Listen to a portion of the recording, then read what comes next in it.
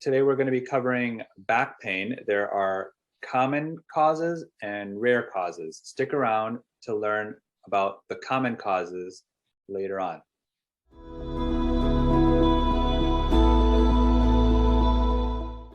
Back pain or generalized back pain can happen for a variety of different reasons. Regardless of the reason, back pain affects the muscles, bones, joints, discs, and ligaments.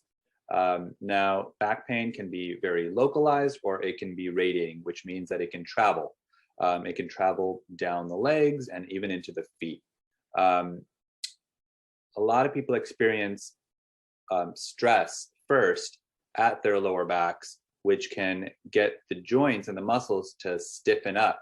When the stiffness occurs, then there's going to be inflammation that forms around it, and that inflammation can cause some irritation. And that's what actually will give you that low back pain. But most of it is mechanical, and the origin of joints and muscles, which chiropractors can help really well with.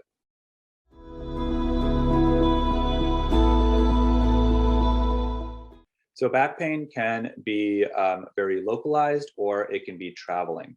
Back pain can feel as a soreness, a sharp pain, a dull achy pain, stiffness, and even sharp shooting pain. The symptoms can be varied depending on the type of back pain that you may have. And a little bit further into our segment today, we're going to be talking about the various types of back pain, going from the most common to some of the less common ones.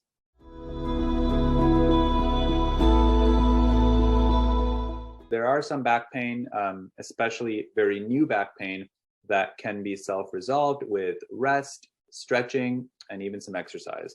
But if your back pain lasts more than 2 weeks, it is very highly recommended to seek out professional care, especially if it's interfering with your daily activities. It's important to see your family doctor or chiropractor as well if the back pain is getting to that more severe side of things, meaning from pain levels from 7 to 10 out of a 10. And so that's a good time to see a professional.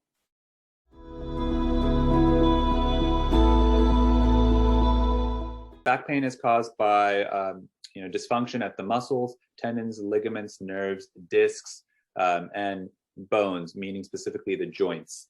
Some of the causes for that affect the disc could be a bulging or a rupture that can push out against a nerve. Other causes that are more due to repetitive stress could be arthritis or osteoporosis, which tend to affect the older community.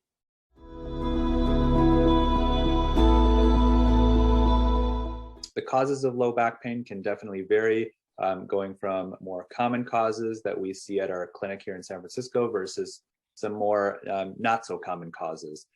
Common causes would be affecting the muscles, tendons, bones, joints, nerves, and discs. Some of the less common ones could be associated with diseases. That could be degenerative disc disease, that could be spinal stenosis. But we tend to work closer with the ones that are really affecting the more structures such as muscles, tendons, and ligaments.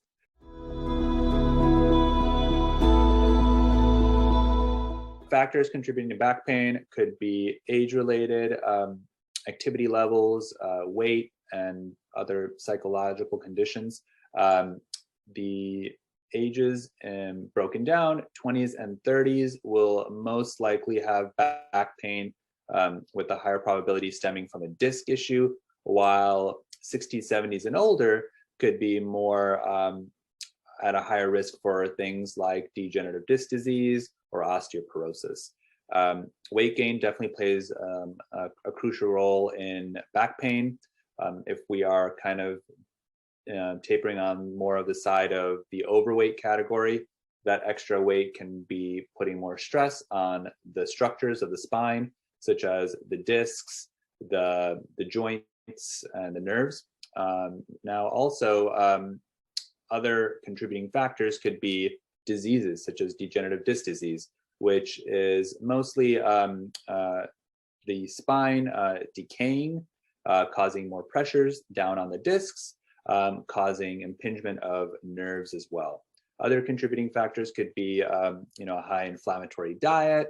It could be lack of exercise, and things like that.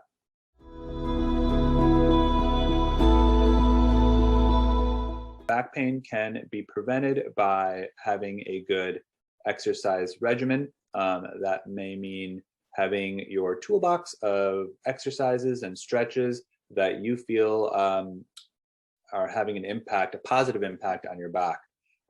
Exercises may include a core strengthening regimen, and stretches may be more on the decompressive side. That could mean a cat-cow yoga stretch. It can mean a child's pose yoga stretch. So those would be important stretches to possibly include in a back pain scenario. Other things to do is building strength. So weightlifting is an important aspect of preventing back pain. So putting weights on yourself tells your body to turn on muscles that could help to keep your core nice and strong. And so using a more structured approach with possibly a trainer could be very, very beneficial to keeping your back nice and strong. Also maintaining a healthy diet and a healthy weight. So including non-inflammatory foods within the diet, eliminating sugars and processed foods could help keep the inflammatory levels down to prevent back pain or even worsen back pain in the long run. Other things could be as simple as moving more and quitting smoking, setting up a good sleep regimen, so having good sleep ergonomics, sitting more properly, so having a good posture at your workstation could be very important as well. And of course, one thing that most of our patients hate to hear is avoiding the couch. That's always a good preventative method as well.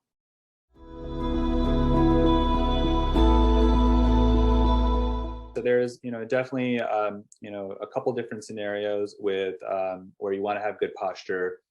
That's standing, sitting, and sleeping. And so stand, sit, and sleep ergonomics are very, very important. One thing to remember is always keeping the pelvis in neutral, especially when sitting, making sure you're well ergonomically set up at the workstation. And simple things to look for is monitor height, making sure that that's at eye level, keeping your keyboard and mouse pretty close to you, and keeping your hip torso angle above 90 degrees. You also want to choose a seat that's going to be also very ergonomic for your body type. And sometimes you might have to experiment a little bit to find the right one. Other things which could be pretty important is standing posture. Keeping your legs evenly apart, so that we're not standing on undistributed weight, as well as taking breaks. That's important. So sitting, if you're sitting for 8 hours a day, that might be just way too long. So you need to have built-in breaks in there. But if you're varying between sitting and standing, that's great. But also you want to vary in between separately. So meaning that you don't want to sit for 4 hours and then stand for 4 hours. You want to make sure that you're getting up every 45 minutes to an hour, moving around, walking, taking stretch breaks or water breaks, and then coming back into sitting again. So that's important to vary. Sleep posture, just as important, if you're a back or a side sleeper, which are, again, probably the two best ways to sleep, ergonomically. You never want to really be sleeping on your stomach because that will change breathing patterns and put more stress on your back. So if you're, a back sleeper, it's important to have a pillow underneath your knees. If you're a side sleeper, then having a pillow between the knees to help keep the pelvis nice and leveled. You want to make sure that, again, you're doing your stretches and exercises, maybe even pairing them before and after you go to sleep, so you have a more proper and neutral sleeping position. Other things to do is avoid heavy lifting. If you are going to be lifting something that's a little bit heavier than you might expect, it's always important to use your knees correctly and to bend with the knees, that is, so that way we're not using our backs. You want to keep the heavy items close to your body to help kind of keep it close to that center of gravity, so that way we're not, again, putting extra stress on our backs. If you know that you're going to have a day of heavy lifting, it's important to, again, have a good routine or a toolbox of stretches and exercises that you can do before and after that difficult task. But that is what I would say would be the best posturally to keep an eye out for.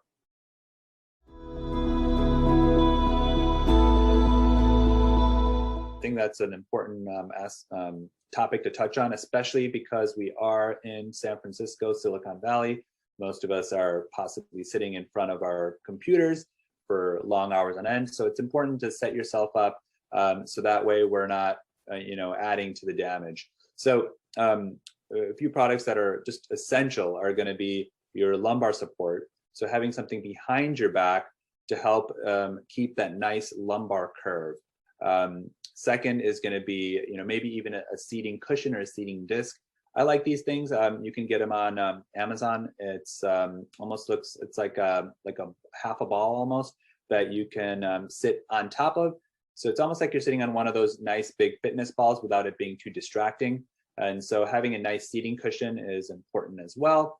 Other things to kind of keep in mind is having a good ergonomic keyboard and mouse for the upper half of the body, because our upper backs and our wrists definitely get affected as well. Things to be more on, I guess, the preventative side is using a foam roller as well. So using a foam roller especially during those breaks we were talking about earlier, where you get up and you get a glass of water or go for a walk, you can have a foam rolling break. So having a nice 36-inch foam roller is important to keep at your home and at the workplace if you can, and using that to roll out the body and the spine about 4 to 7 minutes at a time. And it's nice to have that done a couple times a day if you can manage that.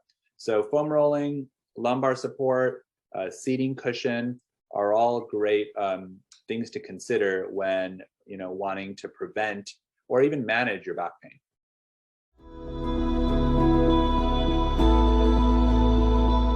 So there are definitely quite a few ways to diagnose back pain.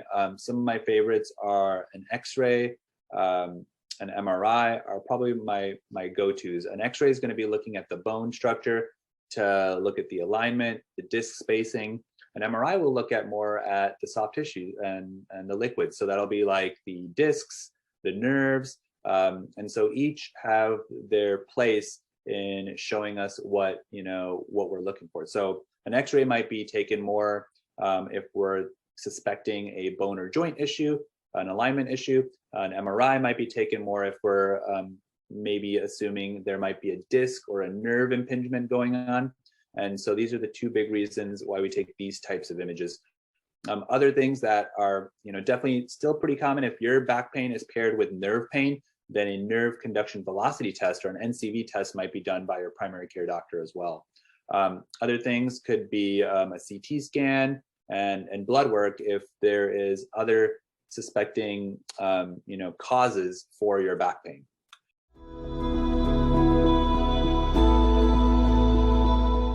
I always get the question of well, what are the best treatments for back pain? And there's many different types of treatments out there, but there are some clear winners. And so chiropractic care seems to be at the very top of that. Acupuncture follows closely after. And I want to talk a little bit about these two types of cares. Now, chiropractic care is going to be really affecting the alignment, the bones, the structure, while acupuncture care will take care of the muscles, the nerves. And so both of them have a great role in reducing back pain. What we do know with chiropractic care and acupuncture care is that these are holistic options for your back pain. So they do take a little bit longer than your traditional or conventional forms of care. Other things that could be very more on the holistic side would be using a TENS unit, or what we call a transcutaneous electrical nerve stimulation unit. And that is something that we sometimes recommend that can help alleviate back pain and also distract you from your back pain, so that way you can still continue to do your activities that you want to do during your day. Massage therapy is also very complementary to both the chiropractic and the acupuncture care. Now, moving more towards conventional, because sometimes there is a need to eliminate the pain immediately. Let's say you have a busy day at work, or hey, you're taking care of the kids today. Well, it's going to be important to get rid of that back pain quick. And chiropractic and acupuncture care may not always be there for you for those quick points of relief. So you may need a good way for pain relief. So that's going to be your over-the-counter pain relief medication. That could be your ibuprofen. That could be your Tylenol. Also, it's really well paired with a muscle relaxer.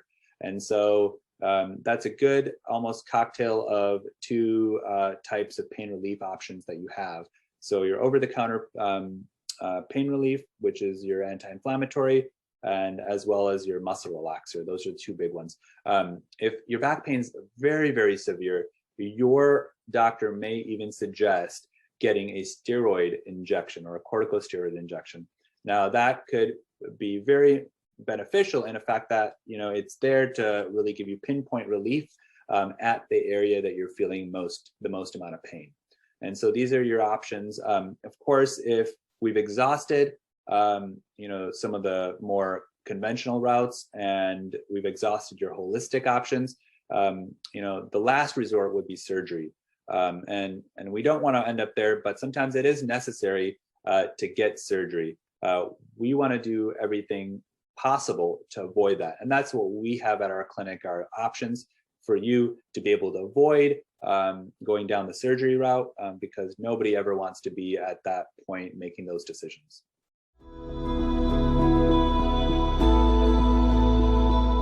A way a patient or yourself might prepare for a low back pain consultation at our clinic specifically would be making sure that you have a list of medications on hand that you're taking currently that for your pain, what solutions that you've tried that may or may not have worked for you.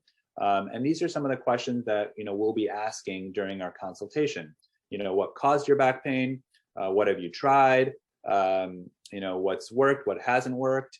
And how it's affecting just your daily living and your life, and what can you not do because of your back pain.